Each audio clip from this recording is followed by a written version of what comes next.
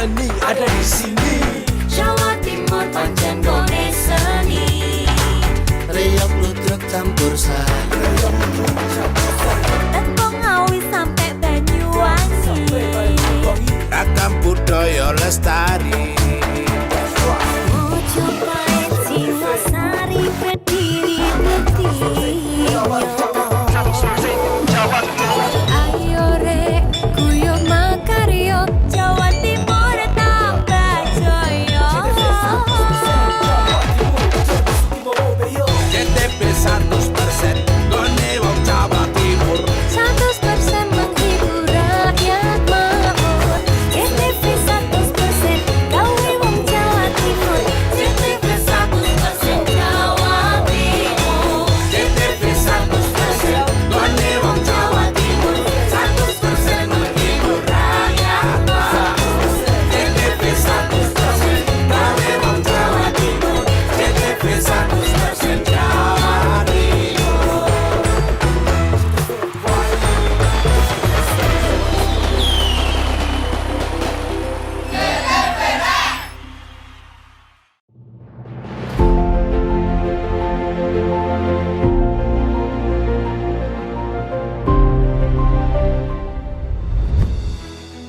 Selamat datang kembali di Sosok. Setiap orang punya titik awal, tapi tidak semua orang berani menentukan sejauh mana mereka bisa melangkah. Bagaimana perjalanan seorang anak petani menembus impian dan membangun kepercayaan hingga tingkat tertinggi. Simak selengkapnya hanya di Sosok. Saya Erna Agustina, dan inilah perjalanan inspiratif Michael Edi Haryanto dalam Sosok. Dari tanah berlumpur di sudut desa, sebuah impian besar lahir. Berawal dari anak seorang petani miskin, perjuangan hidup mengajarkan arti kerja keras, ketabahan, dan pengabdian. Sukses merubah nasib melalui usaha pertanian dan industri pupuk tak lantas membuatnya lupa akan akar garis hidupnya. Keinginan mendalam untuk mengentaskan masyarakat dari belenggu kemiskinan melangkahkan kakinya ke panggung politik. 3 periode dipercaya memimpin partai, tak menggoyahkan kerendahan hatinya, termasuk kedekatan hangatnya dengan keluarga Presiden ke-6 Republik Indonesia, Susilo Bambang Yudhoyono. Kini, lewat amanah di lapangan hijau sebagai Ketua PSSI, mimpinya kembali berkorban, membawa sepak bola Banyuwangi terbang lebih tinggi dan menembus batas prestasi. Inilah kisah inspiratif Michael Edi Haryanto. Pak Michael, jika kita memutar kembali ingatan ke masa kecil dulu, gambaran apa atau kenangan apa yang paling Bapak ingat ketika Bapak masih kecil? Kalau saya membayangkan masa kecil dulu, ya, saya ini orang asli desa, ya, lahir di Badean. Jadi kenangan saya masih kecil yang masih teringat sampai sekarang ini bahwa saya itu ya bergaulnya dengan anak-anak desa, ya mandi di sungai, ya di sungai di Badean itu ada kayak istilahnya orang desa itu dam. Dam itu untuk biasanya kalau sekarang ini kan untuk pengairan. Kalau dulu untuk mandi-mandi anak-anak kecil di sana. Jadi saya ikut ya mandi-mandi di sana, ya mencari jangkrik. Saya itu mencari sendiri mainan sama anak-anak. Jadi layaknya saya seorang anak desa lah. Saya dilahirkan kebetulan dari keluarga yang pas-pasan. Bapak dulu kecilnya pernah nggak kira-kira nih Pak nyuri mangganya tetangga begitu? Ya pernah lempar-lempar itu kan. Nah, biasa anak-anak itu di sana itu banyak mangga di sawah ya. Ya itu ada anak-anak itu waktu buah itu ngelempar. Kalau ada orangnya lari dia. Bapak kalau pas lagi nakal-nakalnya seperti itu pernah nggak dihukum sama ayah? Ya pernah. Ya kalau diomongin ndanu ya disetrap katanya begitu ya. Oke. Mungkin Bapak kalau hukuman yang paling diingat apa Pak dari orang tua karena kenakalan Bapak? ya diceples pakai itu kemucing, itu namanya kemucing itu apa ya? Yang untuk Itu. bersih-bersih itu kan Pak? Iya, itu kan ada gagangnya itu. Gagangnya untuk pegangan itu kan Iya. dari rotan itu Rotan. ya. Nah, itu yang kena antem ini itu. Betis ya Pak? Betis. Oke. Ya, Teman-teman Bapak kecil yang Bapak ingat siapa Pak? ya banyak, masih banyak di desa di situ. Ya Maskur, Imam, Tolilil, ada macam lah banyak di situ. Kebetulan seangkatan saya itu yang di desa kan SD. Saya SD-nya di desa, di negeri sana. Di Badean itu? Di Badean. Ya. Jadi siswanya itu nggak banyak, kurang lebih 20-an itu saat kelas itu ya. Oke. 20 anak. Ya, ada yang lupa, ada guru-gurunya juga masih ada yang banyak yang meninggal juga. Masih ingat. Kalau zaman SD, pelajaran apa yang Bapak sukai? Ya pelajaran SD matematika, saya paling Wih. sekarang matematika. Hitung-hitungan lah. Hitung-hitungan. Padahal menurut banyak orang itu menakutkan. Tapi Bapak malah suka. Kenapa Ya. Pak? Ya saya nggak tahu kayak hitung, kalau matematika itu ada kepastian gitu ya. Jawab gini, kalau lain-lain itu kan hafalan gitu. Kalau matematika kan tidak. Pokoknya ngerti ini apa langsung enak begitu ya. Kalau Bapak di rumah, bagaimana sosok orang tua Pak Michael itu seperti apa sih di mata Bapak? Orang tua saya itu hanya jualan toko peracangan kecil, cukup untuk makan lah ya. Waktu kecil kita kan tidak punya bayangan cita-cita yang wah dan sebagainya. Waktu kecil saya benar-benar menikmati jadi anak desa, dan orang tua pun katanya masyarakat sana ya tidak memisah-misahkan, tahu bergaul apa semua itu tahu, kenal semua di desa di situ. Kalau di mata orang tua, Bapak itu termasuk anak penurut atau yang bandel? Ya jelas menurut saya. Wah, penurut. Saya nggak bandel lah, nggak nakal-nakal amat, nakalnya nakal anak-anak biasa. Main layangan nggak pulang begitu? Oh iya, bahkan cari jangkrik itu sampai pagi, keluar malam itu sampai pagi. Apa yang Bapak ingat dari kedua orang tua? Perilaku atau pesan yang Bapak ingat sampai sekarang dari orang tua Bapak itu apa? Ya, jadi orang tua saya sih ya selalu mengatakan pokoknya kamu nggak boleh berbohong, ngakalin sama orang itu. Anak-anak mulai kecil itu dididik supaya saya ini berbuat jujur dan tidak berbohong gitu kepada siapapun, termasuk pada orang tua. Itu yang selalu ditanamkan ke orang tua. Bapak, kalau kita mengingat flashback ke masa lalu, kira-kira masakan favorit dari ibunda itu apa? Kalau orang tua saya, ibu itu pandai masak, jadi apapun itu enak ya. Sampai sekarang pun nggak ada yang mengalahkan lah masakan walaupun sederhana, itu enak dimakan. Masakan orang tua itu, walaupun hanya sayur, tempe, tahu itu lain gitu ya. Iya, mungkin Pak, ada nggak momen spesial keluarga pada saat Bapak kecil atau pas tumbuh dewasa bersama orang tua, adik atau kakak, momen spesial yang benar-benar Bapak ingat sampai saat ini? Kan saya ditakdirkan jadi lahir dari keluarga yang tidak mampu ya. Masa kecil kalau kita kecil, mulai kecil saya misalnya ke gereja gitu, itu yang ngantarkan itu bapak saya. Kalau saya naik sepeda motor lama itu jelek diantarkan itu. Setiap minggu diantar naik sepeda motor. Bahkan pernah kecelakaan ya, jatuh sama orang tua gitu ya. Oh, itu salah satu momen diantar ke sekolah minggu ya Pak? Minggu jatuh gitu. Tapi saya sama orang tua ya masih selamat lah, nggak ada apa, hanya luka-luka ringan. Itu mungkin yang paling mengena itu seperti itu, naik motor itu jatuh. Oke, Bapak kalau di SMP-nya Bapak di Rogo Jampi atau? Jadi gini, SD negeri di sana, ngikuti di sana. Bahkan agamanya pun saya belajar agama Islam. Karena nggak ada kan, agama semua ikuti agama Islam. Bahkan saya nulis Arab itu bisa loh waktu itu. Kalau Bapak SMA di Banyuwangi atau di luar kota? SMP-nya itu di Rogo Jampi, SMP dulu. SMP di Rogo Jampi itu aja karena saya dititipkan sama keluarga. Ada saudara Rogo Jampi, punya toko, jadi orang tua saya minta tolong menyerahkan di sana untuk nginep di Rogo Jambi. Karena yang ngantarkan dari Badean ke Rogo Jambi kan jauh. Iya. Jadi saya nginep di sana. Setelah pulang sekolah saya bantu toko karena makannya di sana, makan semua diberi sama saudara saya itu. Pulang sekolah ikut bantu toko gitu. Sorenya belajar di SMPK Oh, Katolik Bakti Rogo Jambi gitu. oke.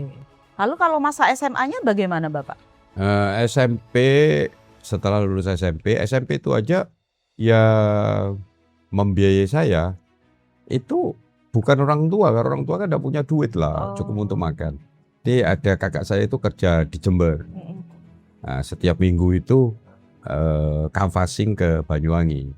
Ya saya ingat lah, setiap canvassing mau kemana saya tunggu di mana biasanya itu. Saya tunggu minta duit itu ya, kasih 5.000, 10.000. Banyak Pak gitu. zaman itu. Iya 5.000 itu satu minggu 5.000 itu kasih itu ya di sana. Ya setelah lulus SMP saya ya di SMA Probolinggo. Oh jauh. Mater Dei, bukan karena baik apa tidaknya, tapi di situ ada saudara juga yang gratis di situ, titipan lah. Jadi dititipkan, saya bilang pernah mengatakan bahwa saya ini orang anak-anak titipan dititipkan, SMP dititipkan, SMA juga dititipkan. Jadi orang tua enggak bisa karena enggak bisa biayain. Iya. Tapi Jadi, luar biasa, Bapak mandiri dengan dititipkan seperti itu. Iyalah, karena mulai SD, SMP saya mulai bekerja. Kata walaupun enggak digaji itu, saya kan ikut bekerja, membantu sebagai imbal balik. Saya dikasih makan di tempat tidur, saya membantu kerja itu mulai SMP. Kalau Bapak melihat di masa lalu pada saat Bapak SMA itu, Bapak seperti apa? Ya selama SMA ya satu-satunya ya saya punya motivasi harus belajar. Kepengen sukses harus belajar. Bapak kalau ditarik lagi ke masa lalu, pada saat Bapak SMA itu cita-citanya apa sih? Saya mempunyai waktu itu cita-cita ingin ya mesin. Saya senang itu mesin ya, mengenai tentang permesinan gitu ya. Saya ingin jadi ya ngerti tentang permesinan gitu waktu SMA gitu. Dan saya pun waktu SMA nggak mikir ya mau mempunyai cita-cita apa. Ya kalau tanyai pasti selalu ingin berguna bagi nusa dan bangsa. Pasti anak-anak kan begitu kan. Biasanya Pokoknya dokter saya itu Pak cita-citanya. Dokter gimana? Orang nggak punya duit. Dokter itu identik dengan orang punya duit. Kecuali orang yang hebat lah ya.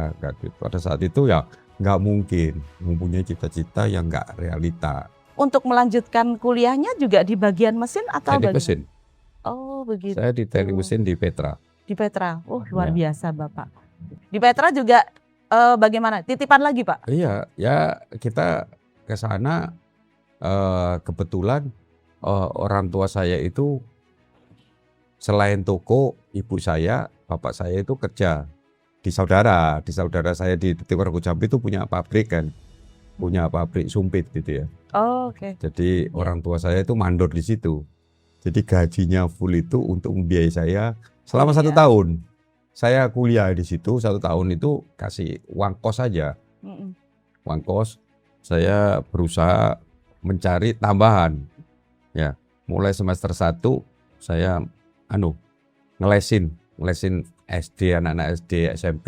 Setelah semester 4 tahu saya udah nguasai matematika, itu saya ngelesin SMA, anak-anak SMA. Oh, itu les khusus di mata pelajaran matematika atau yang lainnya Pak? Matematika khususnya. Matematika, fisika. Tapi ya yang khusus itu saya menguasai itu matematika. Sampai SMA itu saya menguasai matematika. Jadi ngelesin anak-anak SMP, SMA itu matematika. Di situ. Semester 2, setelah semester 2, semester 3 ada buka beasiswa, saya ngajukan beasiswa. Diterima Pak? Diterima, jadi mulai semester 3 sampai semester 7 saya dapat nggak bayar kuliah saya. Bapak hobinya apa sih Pak? Hobi saya ya, olahraga, bulu tangkis. Dulu saya di SD sempat juara tingkat SD sekecamatan. Bapak waktu Bapak kecil ada nggak kira-kira mainan yang Bapak ingini dan Bapak untuk mendapatkan itu harus menabung? Ada usaha, ada nggak Pak? Bulu tangkis memang sempat itu ya, kita mau beli raket. Raket kan mahal waktu itu. Mahal, jadi saya paling seneng bulu tangkis. Jadi berusaha tapi enggak bisa-bisa, mahal raket waktu itu. Hanya saya dikasih oleh kakak saya itu. Kakak saya punya raket, saya ambil dari sana untuk latihan saya. Menjadi seorang Michael Haryanto ya, Edi Haryanto seperti yang sekarang, itu apakah Bapak pernah mimpi gitu? Cita-cita, saya selalu membayangkan, saya ini terlalu ketika saya kepingin ini, saya kepingin jadi orang ini, saya kepingin berhasil, itu ada dalam hati. Ya. Jadi saya nggak minder walaupun nggak punya, saya kepingin ini. Ya. Saya kepingin punya ini. Semua itu seperti ada yang nata, itu tercapai. Ya, seperti itu. Saya kan nggak bisa membayangkan saya seperti ini dari keluarga yang nggak mampu, begitu kan. Tahu mempunyai keinginan, mimpi-mimpi yang terpenuhi. Rata-rata mungkin ya Tuhan membimbing saya selama hidup saya itu. Saya ingin mempunyai cita-cita ini, Tuhan itu selalu kayak memberikan ini gitu loh. Apa yang saya inginkan itu kayak terpenuhi gitu. Mungkin karena tekad Bapak ini, kemauan Bapak yang begitu besar, jadi akhirnya ada rahmat Tuhan yang begitu besar juga untuk Bapak. Ya, saya merasakan bahwa saya ini dibimbing oleh Tuhan. Sebuah perjalanan yang luar biasa dari penjelasan beliau di segmen awal ini. Kita tidak hanya melihat sosok Michael Edi Haryanto sebagai figur publik atau pemimpin, tetapi juga sebagai pribadi yang berangkat dari nilai-nilai ketulusan dan kerja keras. Namun, tentu perjalanan itu tidak berhenti di sini. Bagaimana beliau menghadapi berbagai tantangan dan dinamika kehidupan hingga menjadi seperti sekarang? Kita akan bedah lebih dalam setelah jeda berikut.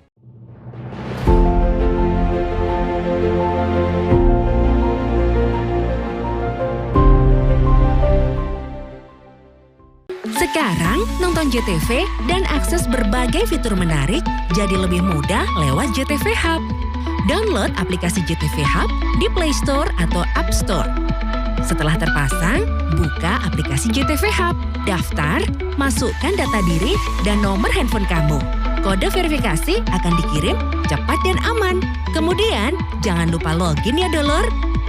Sekarang, nikmati siaran JTV, ikut event, isi survei, lapor keluhan, dan kumpulkan poin. Satu aplikasi, banyak manfaat. Ada di JTV Hub. Monggo, download dan login JTV Hub sekarang. JTV, dulur digital re.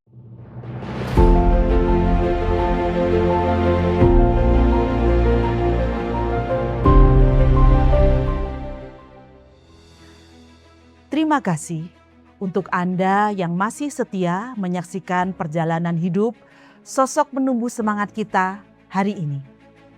Di segmen pertama tadi, kita sudah melihat bagaimana fondasi, nilai dan cita-cita seorang Michael Edi Haryanto dibentuk. Namun, setiap perjalanan hebat selalu dimulai dari langkah pertama yang sering kali penuh dengan keringat dan perjuangan. Di segmen kedua ini, kita akan masuk lebih dalam ke lembaran kisah yang sangat personal. Bagaimana seorang Michael Edi Haryanto berjuang mendapatkan pekerjaan pertamanya. Momen di mana keberanian diuji di dunia nyata. Tak hanya soal kerja keras, kita juga akan menyimak kisah cinta hangat bersama sang istri tercinta. Sosok tangguh di balik layar yang selalu setia menemani, merawat harapan saat segala terasa sulit. Dan tentu saja, bagaimana pahit dan manisnya jatuh bangun di dunia usaha. Dari titik terendah hingga bangkit kembali, membentuk sebuah kerajaan bisnisnya hingga hari ini. Seperti apa lika-liku perjuangan, cinta dan kegigihan itu? Mari kita simak bersama kisah selengkapnya. Pak Michael, kita kembali lagi ke masa lalu lagi, Pak. Bisa diceritakan bagaimana pertama kali Bapak bertemu istri tercinta? Wah, ini benar-benar personal yang harus diungkapkan itu ya. Karena banyak yang hanya mengenal Pak Michael dari luar. Jadi kami Ya. ingin mengungkapkan bagaimana sosok seorang Michael Edi Haryanto di tengah keluarga dan masa lalunya. Singkatnya kalau mengenai sama istri itu kan lama setelah kuliah ya. Oh jauh Pak. Ya kuliah itu saya juga ada pacar dulu. Pak. Tidak apa-apa nih Pak diungkap di sini. Ya nggak apa-apa. Kan sudah tahu saya punya pacar. Tapi ya singkatnya saya putus. Karena apa? Semester 7 saya itu dapat beasiswa ke Jepang. Ya, Luar dapat biasa. beasiswa ke Jepang di sana. Selama semester 7 itu 1 tahun saya kursus bahasa Jepang gratis. Dan itu beberapa anak-anak mahasiswa dari ITS, ya itu ada dosen Petra pun, ada 2 dosen Petra. Sekarang bahkan jadi rektor, teman saya itu jadi rektor Petra beberapa tahun yang lalu. Nggak tahu sekarang ini mungkin jadi rektor lagi atau gimana, saya belum komunikasi. Ya Pak Roli Intan namanya. Iya. Itu jadi rektor Petra. Saya sempat masuk S2 di sana, Di Petra juga. di Petra, tapi nggak mampu ya. Karena yang bukan, teman-teman saya itu orang-orang yang canggih-canggih, yang masih muda-muda begitu. Jadi saya nggak bisa ngikutin itu 4 bulan saya nggak kuat, nggak neruskan S2 di situ ekonomi. Stop tahun saya ikut. Setelah mau berangkat saya cuti dari Petra itu berangkat. Ternyata waktu berangkat itu gagal, saya nggak bisa masuk. Waduh, kenapa Pak? Karena di Jepang saat itu katanya ada kerusuhan. Oh, Kerusuhan yang dilakukan oleh mahasiswa Indonesia. Katanya. kena imbasnya Bapak. Ya, jadi mahasiswa dari Indonesia harus benar-benar kuliah, bukan untuk kuliah tapi kerja begitu. Nah, orang kuliah kan harus punya duit, Iya. ya kan? Jadi harus deposito. Waktu itu 200 juta. Waduh. Duitnya dari mana? Gitu. Perusahaan enggak hanya memberikan beasiswa, deposito enggak mau. Jadi harus saya sendiri. Hanya semuanya satu nggak salah yang pada saat itu yang punya duit, 1 orang yang ada deposito, yang lainnya gugur semua. Dari gugur itu saya ngomong minta kompensasi dong. Saya sudah cuti kuliah, semua biaya-biaya kuliah gimana gitu. Saya ngomong, saya ini loh dari keluarga yang nggak mampu. Sudah masa depannya kuliah ini nggak bisa teruskan, terus bagaimana? Hanya semua dikasih ganti rugi. Tapi yang terbesar di antara teman-teman saya itu saya terbesar. Sampai sekarang saya sudah diingatkan, itu Michael itu canggih katanya. Yang dosen itu. Di antara kita yang tertinggi kompensasinya Michael katanya. Diplomasinya luar biasa. Sudah terbentuk Pak pada saat itu. Iya, kita ngomong meyakinkan mereka. Saya ini keluarga nggak mampu. Terus gini masa depan gimana? Kayak kok minta kompensasi, setidaknya biaya kuliah lah. Dihitung begitu. Pada saat itu saya dikasih 35 juta. Yang tertinggi yang lainnya hanya 15 juta, 10 juta. Lihat-lihat itu canggih-canggihan meyakinkan perusahaan Jepang itu. Iya. Yang membawa kita ke sana. Nah ini strategi politiknya sudah ada ternyata Pak. Loh, iya, kita strategi harus ada di hidup ini. Kalau nggak ada strategi ya nggak bisa sukses lah. Dari 35 juta inilah sebagai awal saya untuk usaha. Oh, usahanya apa Pak pertama? Ya, saya pulang ya ke Banyuwangi. Ini usaha apa? Terus kebetulan kakak saya, keluarga saya kan petani. Ya, petani tanam-tanam semangka, cabai, melon, gitu kan. Dengan uang ini saya bisa tanam gitu ya. Bisa tanam semangka. Ya, tanam dikit-dikit 1 hektar, ya naik lagi 2 hektar. Akhirnya berkembang. Itu pada saat itu berarti Bapak masih kuliah juga kan di Cuti, Oh, cuti. Oh, jadi cuti dirupakan dalam bentuk bertani di Banyuwangi. Ya cuti kan sudah izin cuti kan, saya kan harus pulang nunggu Iya, kuliah. betul. Cutinya kan 1 tahun. Ya saya mengajukan cuti 1 tahun. Ya saya pulang di sana sambil kerja tani di situ. Kok sukses gitu. Tanam ini sukses terus tambah besar saya menjadi petani, bahkan jadi pedagang. Pedagangnya apa Pak Ya pada pedagang saat hasil tani itu. Oh, langsung. Ya, jadi semangka. Mm-mm. Akhirnya panen saya beli pick up itu bekas ya. Hiace waktu itu sama L300 beli satu untuk jualan semangka. Jadi saya panen, yang besar-besar diambil tengkulak, yang kecil-kecil saya jual ke Bali. Saya nyetir sendiri. Luar biasa. Nyetir sendiri sama teman ya, jualan di pasar sendiri. Pagi-pagi buka lapak di situ, di mobil jualan pagi-pagi di situ di Bali. Di pasar Badung gitu. Oh, di Badung. Jadi saya tanam di sana, jualan di situ. Ya nikmatin. Karena saya sudah pegang uang, cukup lah. Petani waktu itu ya cukup besar saya tani. Pegang uang, mau meneruskan kuliah, rasa-rasen gitu. Karena sudah enak cari duit, Iya. Pak. Saya masuk. Jadi setelah satu tahun itu, saya masuk lagi kuliah. Ya. Dari sana enggak kerasan karena saya punya usaha petani di situ. Pikirannya di Banyuwangi. Pikiran. Jadi terus teman saya di kuliah itu nggak ada semua. Jadi saya berteman dengan Oh, anak-anak yang yang lebih baru. muda. Begitu ngikutin mata kuliah yang ketinggalan. Akhirnya saya nggak neruskan gitu. Oh, berarti Terus. Bapak tidak sampai selesai di kuliah ini, Pak? Nggak selesai semester 7. Saya ke Jepang, apa neruskan? Neruskan kan agak berat ya, betul. biaya-biaya dan sebagainya gitu. Lebih baik saya udah tarung ke Jepang saja. Semua sudah suratnya oke, waktu berangkat nggak bisa. Lalu dari pertanian inikah yang awal mula titik Bapak bertemu dengan istri tercinta? Iya, jadi saya ketemu istri itu di gereja. Oh, Ya, ketemu di gereja. Ya, tahu-tahu begitu. Bahkan sama waktu itu mertua saya itu ya nggak mau. Ya, ini orang desa gitu. tapi kan sukses. Ya, pertama ditolak lah. Oh. Tapi kan kita kan Berjuang namanya- ya, Pak? Iya, sudah senang ya sudah, kita bagaimana caranya meyakinkan mereka. Dan alhamdulillah ya mertua menerima gitu ya. Dalam rumah tangga Bapak kan pasti ada pasang surutnya, begitu juga dalam bisnis. Yang untuk bisnis bagaimana Pak? Kira-kira bisa diceritakan untuk yang pasang surutnya ini? Saya buka perusahaan. Kalau tani kan enggak ada kepastian kan. Kan bisa saja pasang surut kan bisa.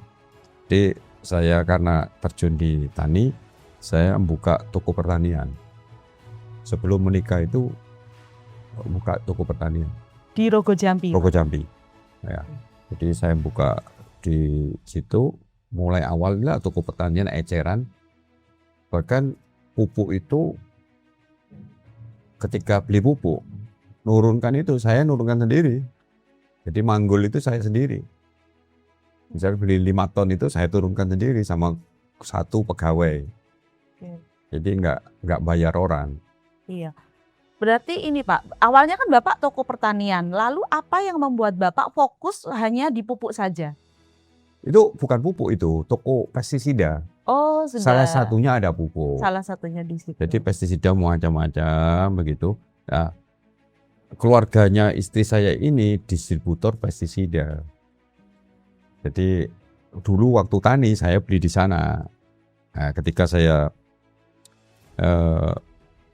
menjadi toko itu ya beli di sana. Eceran, kecil sambil dipakai sendiri gitu. Ya puji Tuhan,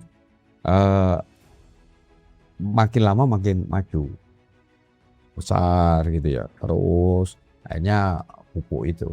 Akhirnya fokus. Kita mulai kerja pupuk. Dalam bisnis perubahan pasar itu pasti. Namun kita lihat bahwa usaha Bapak itu sepertinya stabil bahkan cenderung naik. Nah, ini resepnya apa Pak? Ya, jadi kalau saya cerita dulu, saya ini orang-orang tahu saya ini pengusaha muda yang berhasil. Orang itu ya menghargai saya lah, dari keluarga yang miskin, tidak punya, tapi menguasain di jajaran anak-anak muda gitu. Sampai saya bisa beli air semua itu ya. Intinya saya tidak pernah melakukan kebohongan-kebohongan mereka. Kita jujur, ya ngomong apa adanya, A, B, B. Ya. Di bisnis kalau ingin sukses itu tidak boleh bohong. Bohong kelihatannya menguntungkan, tapi awal nanti kehancuran itu ada ketika kita bisnis melakukan kebohongan-kebohongan itu. Pasti nggak dipercaya.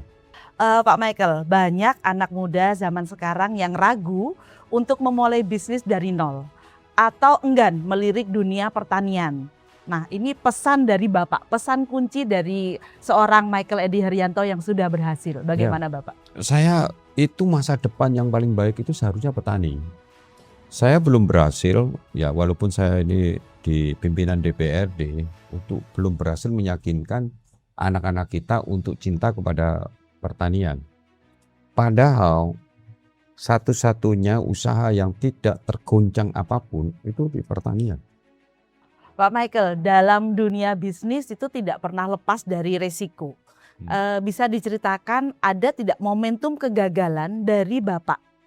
Politik, bisnis, itu semua pakai strategi. Kalau bisnis yang baik, pasti bisa menjalankan politik itu baik. Kalau orang bisnis yang kotor, terjun ke politik, jadi membuat kotor juga. Bapak, apa pegangan hidup atau filosofi utama yang membuat Pak Michael tetap berdiri tegak dan tidak kehilangan arah saat badai menghantam? Jadi kita itu harus kerja keras dan bersandar kepada Tuhan. Satu-satunya, kalau enggak kuat menghadapin suatu, apalagi di politik ya, serangan bener aja diserang begitu ya. Satu, pegangan kita yang di atas sudah Tuhan, itu aja satu-satunya yang bisa menolong kita, memberikan kekuatan, ya kepercayaan di samping strategi, dan juga ya saya katakan tadi itu, hidup itu harus jujur. Saya lebih senang mendidik anak saya itu berkeringat lah. Bekerja, cari duit, usaha itu harus ada keringatnya. Bukan otaknya aja yang diperas ya, tapi ya tenaga. Harus bekerja itu baru menurut saya itu penghasilan yang enak, enjoy, dan normal. Banyak orang bisa memulai bisnis, tapi tidak semua mampu mempertahankannya. Apa kunci utama dari Bapak dalam membangun fondasi manajemen usaha yang begitu solid? Kalau dulu ya kita terhadap karyawan, misalnya pembinaan karyawan gitu ya, saya selalu ngajak ngomong-ngomong ya supaya karyawan saya itu loyal kepada kita kekeluargaan, ngomong tidak seenaknya sendiri. Jadi karyawan saya itu saya mulai belum menikah sampai sekarang masih ada. Masih ada. Pemirsa, perjalanan Michael Edi Haryanto membuktikan kepada kita semua bahwa kesuksesan bisnis bukanlah hasil dari keberuntungan semalam. Keberhasilan beliau mengelola dan mengembangkan usahanya berakar dari ketekunan, keberanian mengambil risiko, serta komitmen untuk selalu memberi dampak positif bagi sekitarnya. Satu hal penting yang bisa kita petik hari ini, tidak ada impian yang terlalu besar jika diimbangi dengan kerja keras dan integritas yang tinggi. Kami akan kembali sesaat lagi.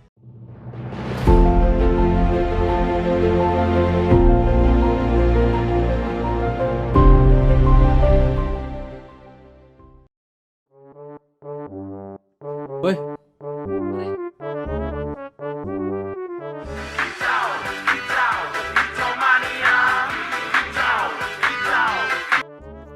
Apa ae sing ganggu ae wong iki. celuke mulai mau sing rungu-rungau. Nagut lah rek ae. Timbangane nyek saka kuping runguhangi jelas-jelas. Iki ada barang baru. Ae. Mit, kopi loro mit. Ih, anyar maning. Oleh teko ndi? Oleh jare aku to ora. Tuku le tumbias nganggo picis dewek kon, nganggo picis dewek. Iya, maksudnya gitu iku. Cuman toko nang ndi? Maning rokok paren iki. Cukai he ngono. Bahaya iki rokok bodong iki. Mas Dino, tumben. Ya iku Amit, Mit.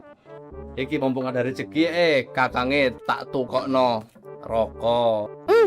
Ini nih, yang bikin bangkrut pabrik rokok. Ini juga yang merusak pasar. Tidak bercukai, berarti bodong kan? Tidak ada pemasukan buat negara. Bayar pajak pakai cukai itu penting buat kita dan akan kembali ke kita. Buat bayar rumah sakit, pemerintahan, jalan-jalan rusak, banyaklah pokoknya. Alah le, sok tahu. Yang penting murah, enak, keluar asapnya, wes. Pokoknya ngudut, wes. Tapi bahaya. Kalau kamu beli barang ilegal, itu kamu bisa berurusan sama hukum, masuk penjara. Ini nih, lihat. Pemirsa, petugas gabungan menggagalkan pengedaran rokok ilegal di penyeberangan Ketapang, Banyuwangi. Tersangka terancam pidana hingga 5 tahun penjara. Aduh. Apes nih kayak apes lopot iki gitu.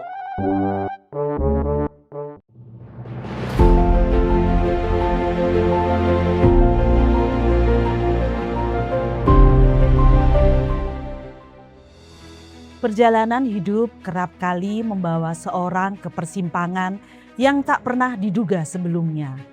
Begitu pula dengan sosok narasumber kita hari ini, Bapak Michael Edi Haryanto. Berawal dari dunia usaha dan pengabdian masyarakat, langkah beliau akhirnya mantap menjajakan kaki di panggung politik. Sebuah ruang di mana kebijakan dan aspirasi rakyat beradu. Namun, di balik kiprah politiknya ada kisah menarik tentang langkah awal nilai-nilai perjuangan serta jalinan silaturahmi dan hubungan erat beliau dengan keluarga Presiden ke-6 Republik Indonesia, Bapak Susilo Bambang Yudhoyono. Bagaimana titik balik yang membuat seorang pengusaha mantap terjun ke dunia politik? Dan seperti apa hangatnya kedekatan serta arahan yang beliau dapatkan dari keluarga Bapak SBY. Dalam meniti karir politiknya, kita bahas selengkapnya di segmen ini. Kita kembali ke politik, Bapak. Yes. Pak Michael, sebagai seorang pengusaha yang sudah mapan, apa titik balik utama yang membuat Anda merasa kursi bisnis saja tidak cukup dan akhirnya memutuskan terjun ke dunia politik? Saya masuk ke dunia politik bukan karena usaha saya tergoncang, bukan pelarian dari orang bisnis. Saya masuk politik ini justru muncar-muncarnya saya sebagai pengusaha. Saya masuk politik ini, saya didatengin beberapa teman-teman lah yang calon DPR RI. Ya calon DPR RI, provinsi dan kabupaten. Tapi saya nggak mau. Satu partai nggak mau karena saya lihat satu, saya banyak teman partai politik segala macam lah. Itu saya nggak mau memihak mana-mana gitu ya. Saya didatangin dari waktu itu PDIP, Pak Basara itu ya. Oh, Pak Basara. Tahu kan? Yes. Kenal itu dari Banyuwangi. Ya, kepengen ketemu saya, tapi saya nggak mau. Dia tetap terus mendekati saya. Ya, salah satunya punya teman itu, KDMP itu. Oh iya.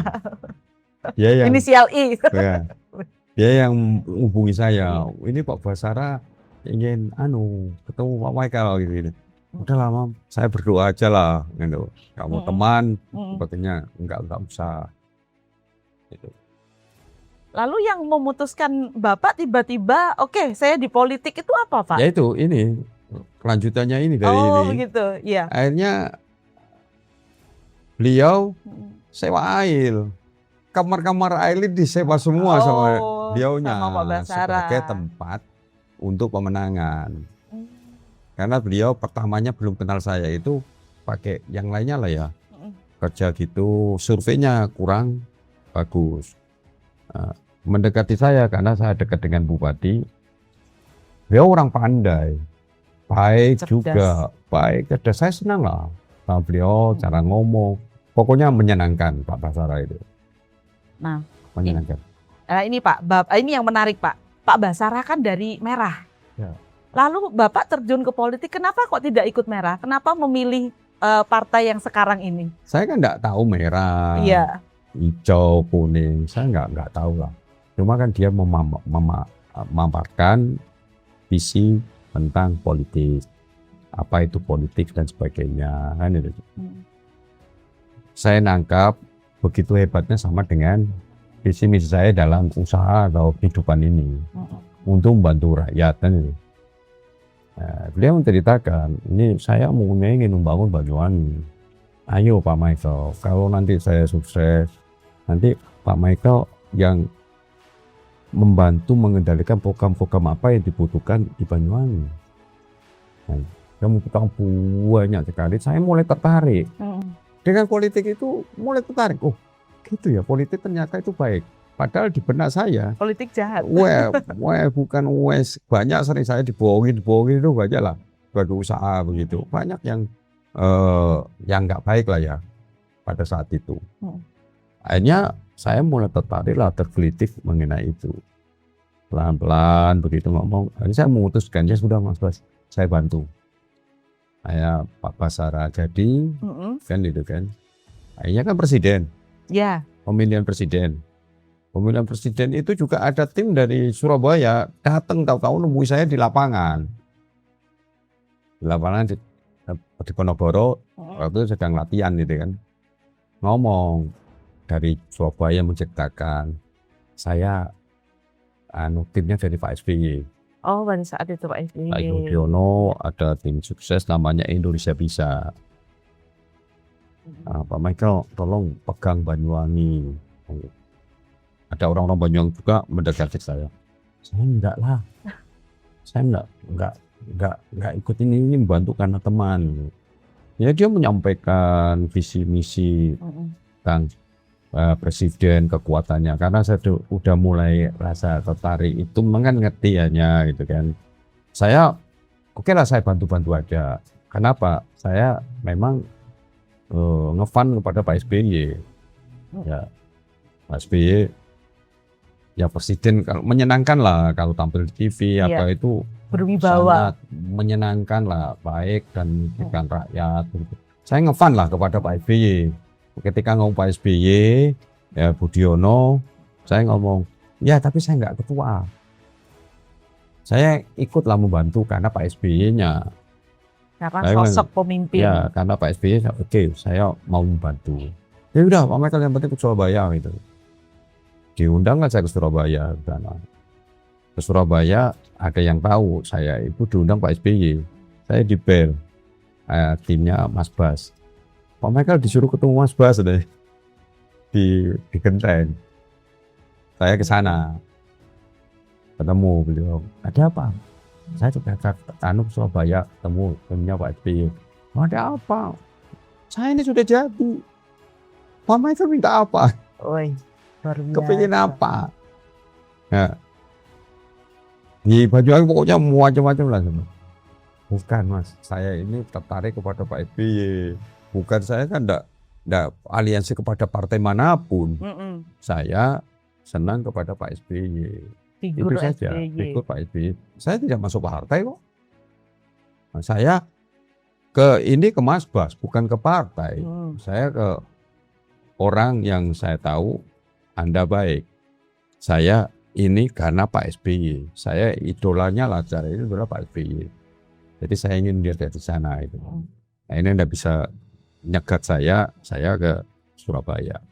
Dari Surabaya singkatnya itu bukan diajak ngomong, langsung dibuatkan SK ketua saya. Wah, luar biasa. Fast track, Pak. Ya, ini udah enggak ada lain ketua gitu. Saya ngomong, saya pikir dulu, udah Pak. Ketua tim pemenangan. Waktu saya kampanye itu di Ail tepatnya, seakan-akan seperti orang ngomong buskan Pak SBY datang, karena macet juga mulai dari jalan raya sampai ke tempat air itu macet penuh. Kita ngadakan acara di situ. Padahal Pak SBY tidak hadir Nggak pada saat hadir. itu. Saya jadi itu wah banyak ganjalan-ganjalan gitu kan. Bahkan saya ngomong boleh saya ke Surabaya izin ke DPD selama dipilih oleh ketua PAC waktu itu ya sudah bisa gitu. Saya kumpulkan, saya yakinkan, saya menyampaikan visi misi, semuanya itu percaya kepada saya suruh maju. Kalau kita kembali lagi Pak, pada saat Anda memutuskan terjun ke politik, itu keluarga bagaimana responnya Pak? Ya menolak semua, nggak mau. Nggak ada yang mau. Mertua saya ngomong, kamu ada apa? Masuk gitu, banyak musuhnya begini. Punyanya banyak, bukan hanya keluarga ya.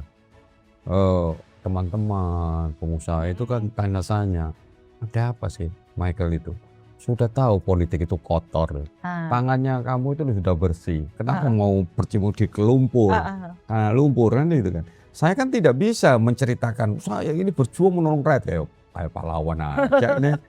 Ya kan enggak cara saya ingin ada tujuan lah. Saya bisa membantu, itu aja. Nah, akhirnya bagaimana Bapak meyakinkan hingga keluarga itu setuju dan hingga sekarang mensupport? Ya, kembali lagi saya itu kalau sudah mempunyai tujuan A, itu bagaimana bisa terwujud. Tapi saya dengan cara-cara yang benar, meyakinkan keluarga, semua kita ngomongan itu kan. Ini intinya saya ingin berbuat untuk menolong sesama manusia yang bisa membantu rakyat itu tidak ada lain melalui politik. Jadi saya pengusaha besar banyak uang. Padahal Mbak, saya di politik itu dari segi keuangan, finansial malah rugi banyak saya. Orang yang tidak tahu. Sampai sekarang ini orang tahu pikirnya kan saya lebih hebat daripada yang dulu. Tapi kenapa Bapak masih cinta di politik, terutama di partai yang sekarang? Kalau sudah faktanya seperti itu. Ya karena hati saya sudah nggak bisa, sudah menyatu dengan, ini jujur ya Mbak ya, bukan menyatu dengan masyarakat. Keinginan saya tujuannya untuk membantu rakyat belum berhasil, itu saya tidak akan berhenti. Walaupun kerugian apapun saya akan jalankan. Karena saya punya cita-cita, saya bisa untuk membantu rakyat. Tapi namanya manusia pasti ada batasnya lah. Saya seperti katakan tadi, kalau memang nggak percaya atau 5 tahun lagi nggak percaya, ya lebih baik saya mundur. Untuk apa? Saya bukan cari uang, cari kedudukan, atau cari jabatan. Lebih baik saya nggak ke politik kalau rakyat tidak percaya. Pak Michael dipercaya memimpin selama 3 periode berturut-turut, tentu bukan hal yang biasa dan mudah. Apa makna mendalam dan kepercayaan bagi seorang Michael Edy Haryanto? Orang itu ya kembali sama dengan sebagai pengusaha. Kita harus jujur dan harus kerja keras. Dan kita bekerjanya bukan bekerja politik yang umumnya. Ya kan, politik itu kan hanya pencitraan untuk mencari nama seakan-akan dia bekerja kan begitu. Kenyataannya kosong. Kan gitu. Saya kan enggak mau. Saya ini meyakinkan keluarganya Pak SBY, Mas AHY, ketum, ya, dan jajaran Partai Demokrat itu dengan apa? Dengan kinerja. Saya bekerja dengan sungguh-sungguh, ya, bekerja apa adanya dan bekerja keras dan mengorbankan semuanya waktu. Saya sekarang ini partai dan keluarga itu 70-30, 70 ke partai, 30 ke keluarga. Ya. Jadi banyak orang kagum dengan keharmonisan dan kedekatan Pak Michael dengan keluarga Presiden ke-6 Bapak SBY. Mungkin bisa diceritakan Pak, dulu sebelum sedekat ini itu hubungannya seperti apa Pak? Pertama ya Pak SBY ya nggak kenal saya. Setiap saya datang pertama-tama jadi belum saya membuktikan saya ini bekerja untuk Partai Demokrat. Ya siapa ingatlah seluruh Indonesia Presiden Indonesia Pak SBY itu nggak mungkin ingat satu-satu, apalagi kelas saya kabupaten kan, nggak ada kan itu. Tapi ketika saya meyakinkan bahwa saya bekerja dengan baik untuk partai dan untuk rakyat, barusan lah beliau tahu dan hafal saya. Dan setiap tugas yang diberikan beliau, pemerintah itu saya jalankan dengan baik. Sehingga mereka tahu. Langsung kalau ketemu saya bukan langsung nyebut nama. Gitu. Langsung Ya ingat. langsung, "Hai Michael, gimana teman-teman Banyuwangi?" Itu pasti kalau ketemu Pak SBY selalu ngomong seperti itu ketemu saya. Karena beliau kan pasti tahu lah Pak SBY itu pandai. Orang yang mau pencitraan, pura-pura baik, itu ngerti. Ketum juga begitu, nggak bisa. Saya itu tidak pernah ya nyuruh orang ngasih sesuatu kepada Pak SBY supaya baik. Nggak ada. Saya hanya memberikan Pak SBY itu kelakuan tindakan saya sebagai ketua partai di Banyuwangi. Ini saya lakukan untuk partai dan untuk rakyat. Selanjutnya Bapak, di mata masyarakat Pak SBY adalah sosok negarawan dan pemimpin besar. Namun di mata Pak Michael sebagai orang terdekat, seperti apa sosok Bapak SBY dalam keseharian atau interaksi personalnya? Pak SBY itu saya dengar sendiri, ngomong sendiri kan begitu kan. Jadi yang diomongkan Pak SBY itu selalu rakyat. Titip pesan bahkan kepada orang cacat itu, Difabel, kebutuhan khusus itu, iya. difabel itu, ngomong, tolong perhatikan kader-kader, ya Pak Michael, tolong perhatikan kalau perlu pikirkan bagaimana sih bisa hidup penghasilan apa-apa. Yang kalau mampu perhatikan di sana. Sampai seperti itu Pak SBY itu ngomong kepada kita-kita dan ke Bapak semua itu menyenangkan lah kalau ketemu beliaunya itu. Sebuah perjalanan yang luar biasa dari panggung politik hingga kedekatan hangat bersama keluarga Presiden ke-6 Republik Indonesia.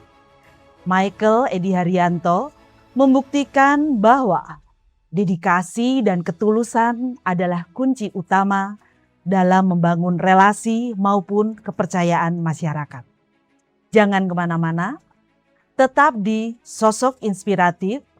Setelah jeda berikut ini, kita akan mengupas lebih dalam sisi humanis dan prinsip hidup beliau yang jarang diketahui publik. Kami akan kembali sesaat lagi.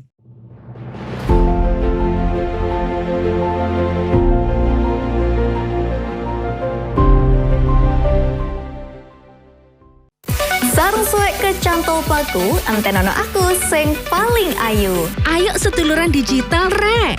Install terus login JTV Hub dulur. Informasi penting buat sampean-sampean bisa dilihat kapanpun, dimanapun. Mau gabung event atau kompetisi juga bisa daftar di sini. Yang mau magang di seluruh kantor JTV di Jawa Timur, yo lewat sini. Sedang penelitian, tersedia fitur survei assessment yang praktis. Mau tahu di balik layar JTV? Bisa loh ajuin kunjungan sekolah, kampus, kantormu melalui JTV Hub. Dangdutan pas gabut, nonton streaming langsung. Dar, kumpulkan poin-poin, bisa ditukar kesempatan melebut TV, gratis. Yuk install JTV Hub sekarang. JTV, dulur digital rek.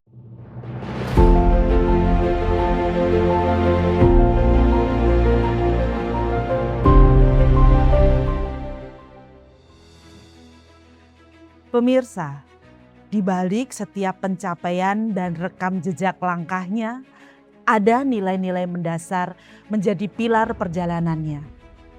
Di segmen ini, kita tidak lagi hanya bicara soal kiprah maupun kesuksesan, melainkan menyapa sisi paling jernih dari seorang Michael Edy Haryanto. Sisi humanis, empati, dan prinsip hidup yang memandu setiap keputusannya. Pak Michael, di luar aktivitas publik dan kesibukan harian, siapakah sosok Michael Edy Haryanto saat berada di tengah keluarga atau lingkaran terdekat?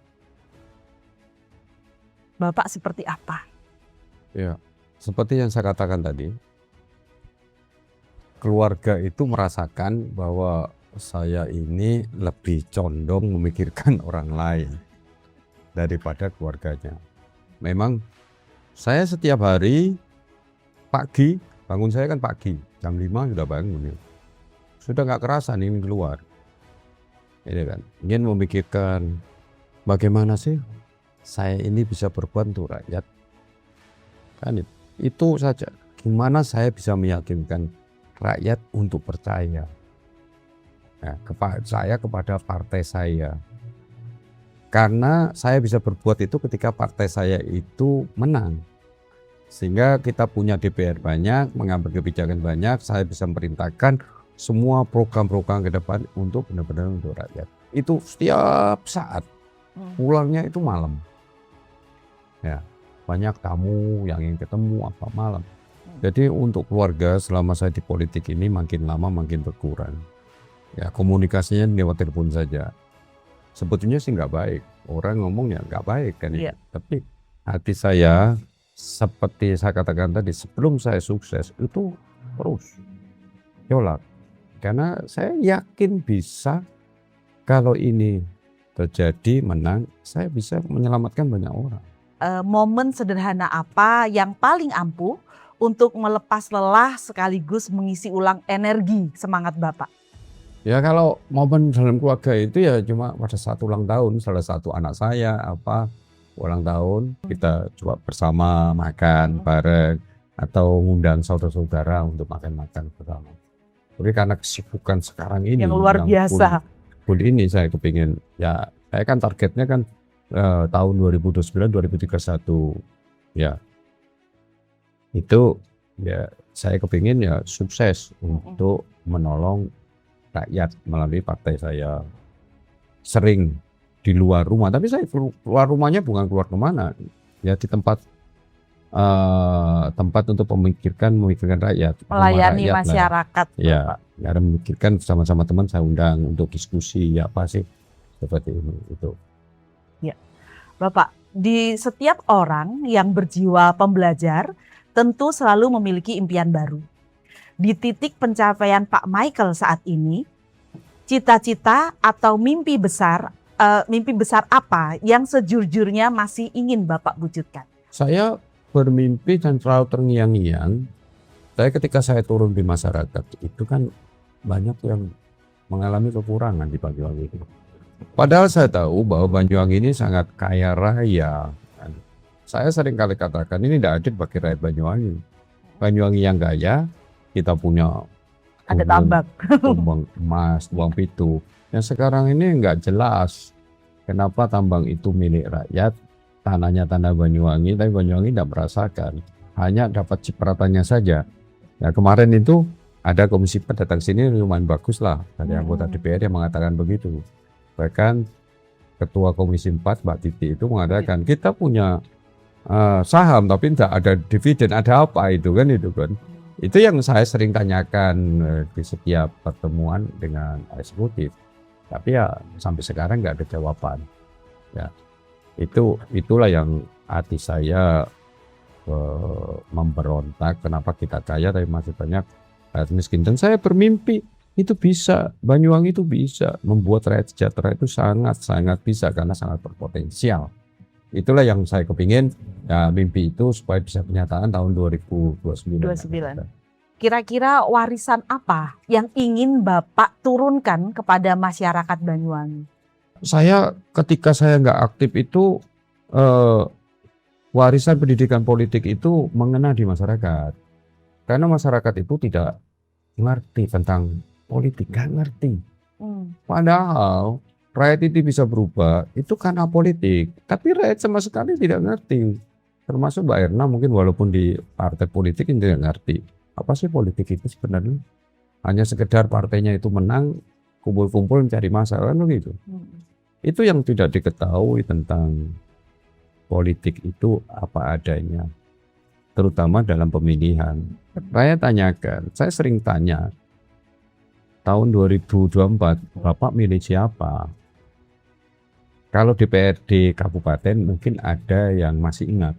Karena temannya, tetangganya ada yang kenal, kan itu kan? Masih ingat. Tapi kalau ditanya DPR provinsi, RI, Banyak Bapak, yang lupa. Ibu, nggak tahu. Karena mereka memilih itu ya karena pesanan. Ada tim sukses atau dikasih amplop, kasih nama, pilih ini, pilih itu nggak tahu. Serangan fajar Bapak. Ya terserah apa, jadi terbuka nggak serah. Itulah yang tidak mengerti.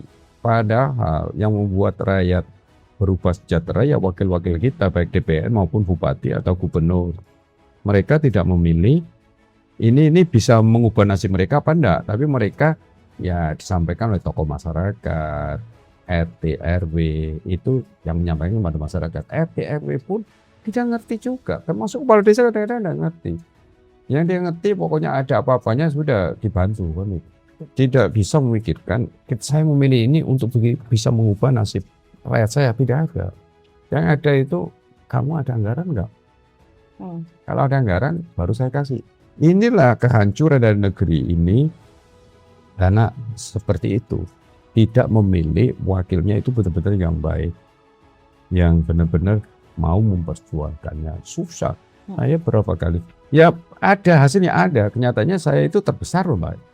Di Banyuwangi ini, saya orang minoritas, ya agama Kristen, tapi suara saya terbesar. Berarti kan saya meyakinkan rakyat itu mau. Jadi suara saya benar-benar orang yang punya hati nurani yang baik, yang memilih saya itu. Nah, itu.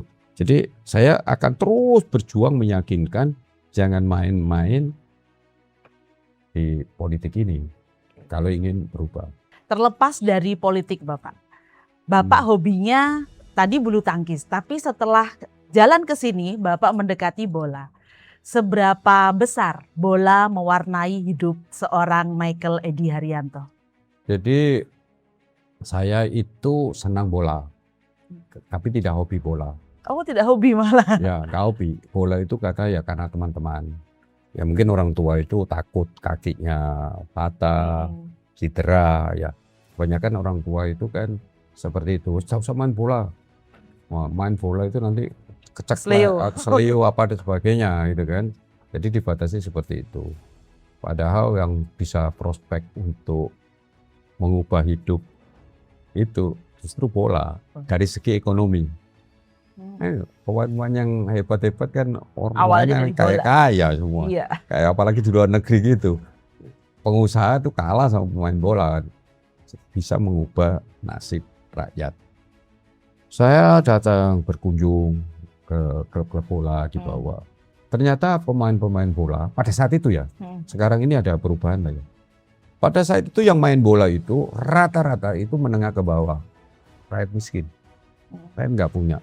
Saya datang ke pemain-pemain, serumahnya kedek, orang tuanya itu hanya buruh, ya angot wedus, angot sapi, kan itu kan. Di rata-rata yang miskin. Ketika sudah masuk Persewangi, apapun dikorbankan, sekolahnya apapun dikorbankan. Dia tidak peduli, tidak bayangkan sekolahnya bagaimana. Yang penting bisa masuk Persewangi. Nah ini saya ngomong berat. Nah, saya bisa membina bola ini. Tapi ketika sudah saya rekrut Persewangi harus perhatikan, jangan sampai masa depannya ini hancur gara-gara ikut bola. Kalau anak-anak ikut bola, masa depannya kan nggak tentu, kecuali pemain profesional bisa. Ketika masuk Persewangi, satu, saya minta guru pelajaran. Karena akan ada TC kan 1 bulan, 2 bulan, nginep di mes kan itu. Dan harus ada guru ngajar untuk mengikuti pelajaran yang ditinggalkan mereka. Itu satu. Kedua, ini untuk anak-anak. Kalau untuk yang dewasa, ketika berprestasi membawa nama, ini harus direkrut menjadi PNS. Ada jaminan kehidupan pegawai masa depan. Karena ini membawa nama Banyuwangi gitu kan. Semua yang saya usulkan ini disetujui beliau. Gitu kan. Atau minta sekolah khusus. Ketika yang masuk Persewangi itu ada kelas khusus lah yang untuk ngikutin di sana, satu sekolahan jadi satu. Ketika ada membawa nama daerah itu bisa gampang gitu kan. Saya minta seperti itu.